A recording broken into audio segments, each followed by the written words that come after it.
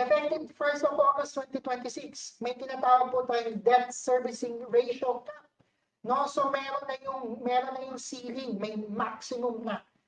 If ang income natin is 6,000 below, no, 6,000 pababa, 6,000 below, the debt servicing ratio will be 35% of that salary. Cannot go beyond that one. Ano po yun? Yung monthly repayment po natin. Diba? Monthly repayment ng ating amount. So, hindi na pwede yung sobrang laki-laki na amount na kailangan bayaran. If ang ating salary naman is $6,001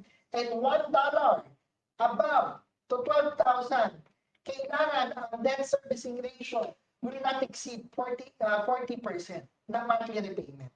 So may ceiling na po talaga yun. Okay? So hindi pwede mag-more than doon ang kailangan na amount na babayaran mo per month. Pero dapat yun, nakasulat ba talaga sa kontrata na 6,000 yung sahod mo? Sa kontrata, what do you mean po kontrata? Pag halimbawa maglo-loan ka, di ba? 6,000 pataas. Depende po yun sa proseso nila. Kung hindi po nila kung magkano yung exact amount. Pero madalas kasi kinukuha nila yung last contract eh. So ay nagiging basis natin. Okay? Pangalawa po, sa new rule. Okay. Ang repayment period should not exceed the remaining terms of the contract. So doon po mababase yung inyong repayment plan. Kung gaano kahabang natitirang buwan sa kontrata. Okay? So, ayan po yung isa sa mga lending natin, new. So, ganito, para mas clear, sa debt servicing ratio, kung ang salary mo is 5,100 times 35%, ang monthly payment to obligation mo sa utang ay dapat 1,785. For all loans po ito sa lahat ng utang. Hindi pwedeng umakyat, no? Hindi pwedeng umakyat. Kung ang amount naman is, let's say, kung nagbabayad ka na ng 1,000 per month sa existing loan, 1,785, no?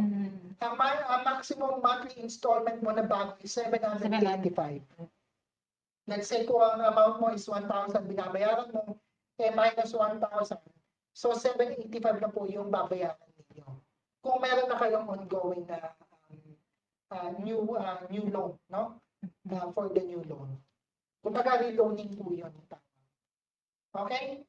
Sa isang bangko lang siya, sa isang kontrata. Hindi pwedeng bangko na 175 dito, 1,785 dito, tapos punta ka sa kabilang bangko. Basta po ano yan, yung debt servicing ratio, kinocompute po na rin ni bank na rin yan mismo. Okay? And then, ito yung sinasabi ni Ate Cecil. Money lenders are prohibited from asking borrowers to provide loan referees. Bawal na po yun. Okay? Hindi na po pwede yan. Kapag hiningi na ni bank yan, hindi na po pwedeng gawin ni bank yan. Okay? So, ang ating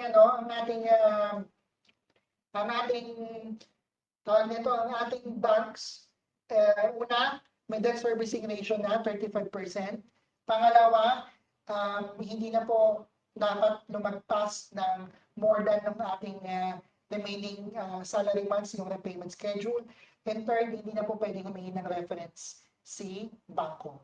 Ang pag-inaalaw pa rin ng batas is yung guarantor. Okay? So be careful na lang po doon sa ating